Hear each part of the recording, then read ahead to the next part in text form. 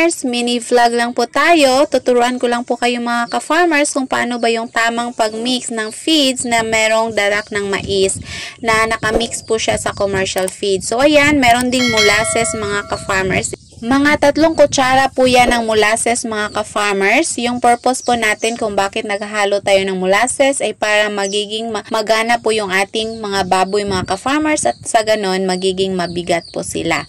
Yung ating darak is 500 grams lang po yung inihalo ko mga ka-farmers. At nag-mix din po tayo ng King's Vita Plus. Ayan, hindi po inaubos ko yung isang sachet mga ka-farmers. Dinidivide ko po siya ng mga 3 times na kainan ng baboy. So, sa makikita nyo, merong darak ng mais, merong molasses, at maglalagay na po tayo ng commercial feeds. 1 1/2 kilo po yung inihalo ko dyan mga ka-farmers. Ayan. So, ganyan lamang po kasimple yung pag-mix natin at nilagyan po natin ng 5 tabong tubig. So, yung tabo natin mga ka-farmers ay mga 500 ml po yon. So, ayan, 5 tabo po inihalo natin at ibinababad po muna natin ng mga less than 5 minutes mga ka-farmers before po natin ibigay sa ating mga baboy para totally ma-dissolve po yung molasses at mahalo pong mabuti mga ka-farmers at sa ganon makukuha po ng ating mga baboy ang sustansya ng molasses at syempre ng King's Vita Plus din.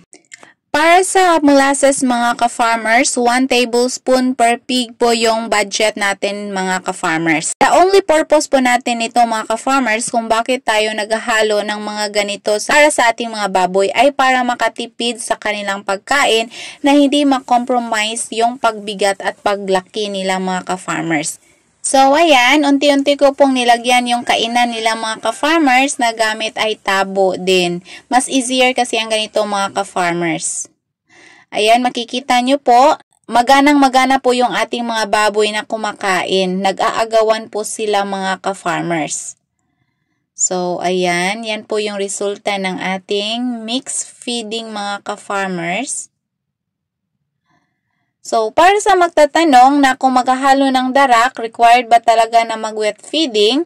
Pwede naman na hindi, pero may kakaiba kasing taste ang darak mga ka-farmers, so mas mabuti kung i-wet feeding natin para hindi po masyadong mataste ng ating mga baboy yung darak. Proven na po namin ito mga ka-farmers na mas mabigat po yung aming mga baboy gamit nito at mas nakasave po kami mga ka-farmers kaya mas kumikita kami kahit kaunti lang po yung aming inaalagaan na mga baboy. So, thank you for watching mga ka-farmers. Please don't forget to subscribe for more farming tutorials. Thank you. Bye-bye. God bless.